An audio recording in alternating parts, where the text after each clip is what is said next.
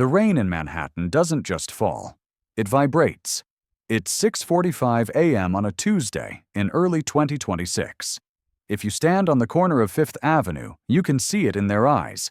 Thousands of people dressed in high-end wool coats, moving with the frantic energy of a computer processor about to overheat.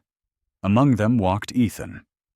By all external metrics, Ethan was winning.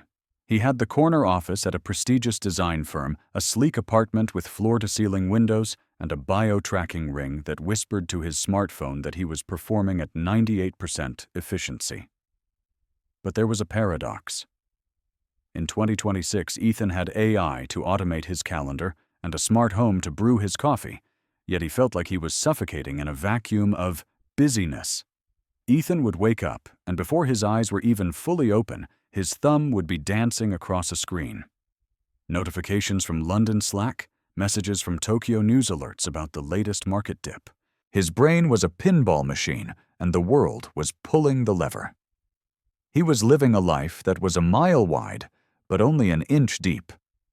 He was connected to everyone, yet he felt a profound loneliness that no high-speed fiber optic cable could fix.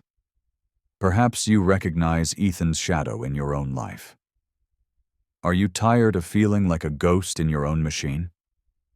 We are told that 2026 is the year of ultimate convenience. But for many, it has become the year of ultimate distraction. If you feel that quiet ache for something more, then you are in the right place. Before we explore the blueprint that saved Ethan's life, take a moment to hit that subscribe button and join our community of architects of change. We are building a life where we control the technology, not the other way around. Now let us look at the night Ethan's efficient world finally came crashing down. The breaking point didn't happen in the familiar canyons of New York. It happened on a cold business trip to London. Ethan was staying at a hotel overlooking the Tower Bridge. It was 2:00 a.m., and he was hunched over his laptop, the blue light searing into his retinas. His chest felt tight, not the tightness of a workout, but the terrifying sensation that his heart was forgetting how to beat. Ethan walked out onto the balcony. The Thames was a dark, oily ribbon below.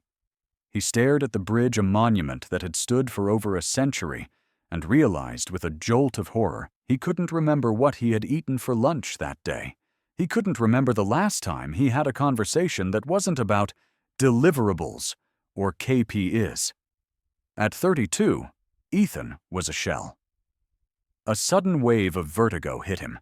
He realized that if he dropped dead right there, his company would have his job posting online before his body was cold. His efficiency was just a faster way to reach the end of a life he wasn't even enjoying.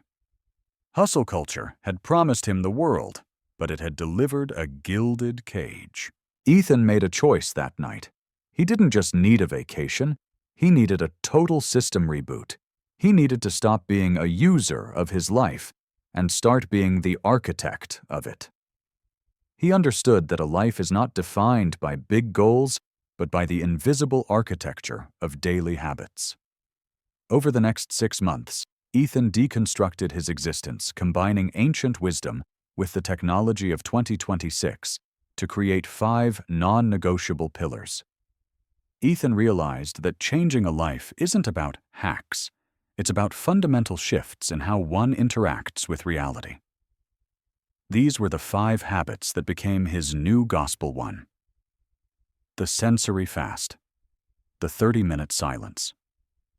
In 2026, the battle is for your attention. Ethan committed to spending the first 30 minutes of every day in a sensory fast. No podcasts, no music, no screens. Just the sound of his own breath. This allowed his brain to generate its own dopamine rather than being a slave to external triggers. 2.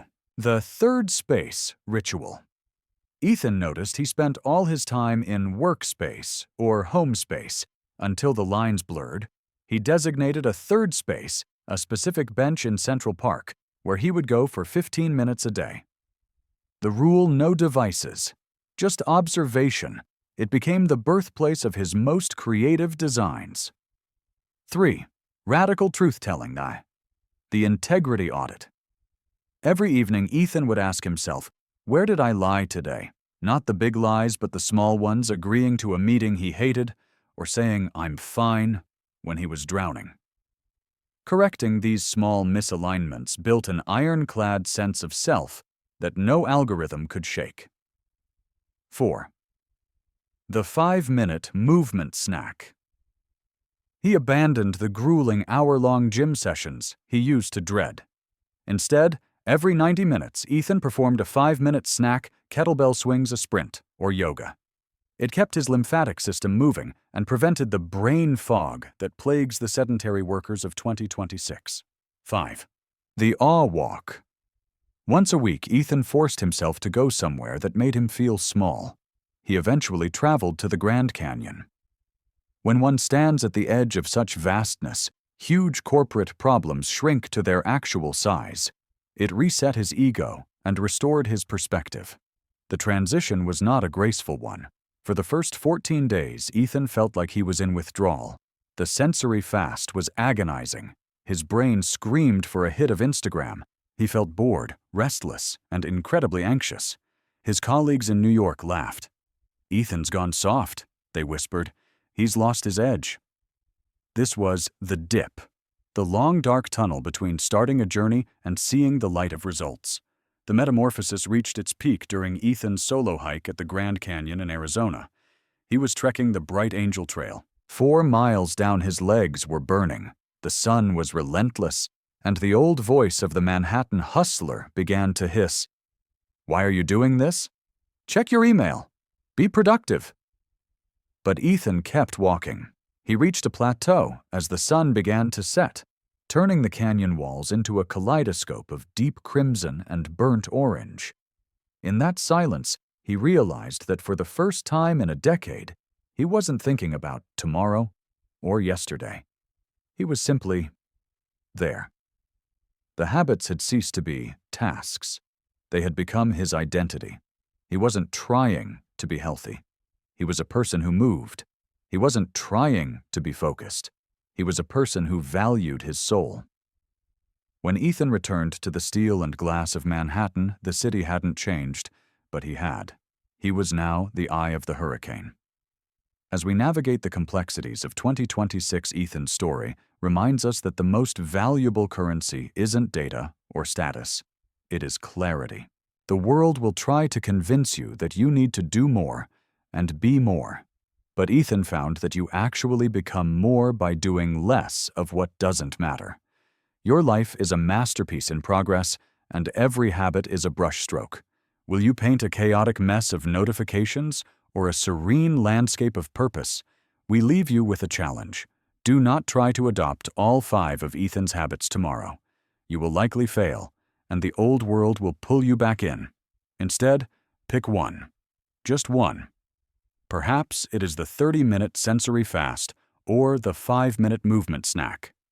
Commit to that one habit for the next 30 days. Write it down in the comments below.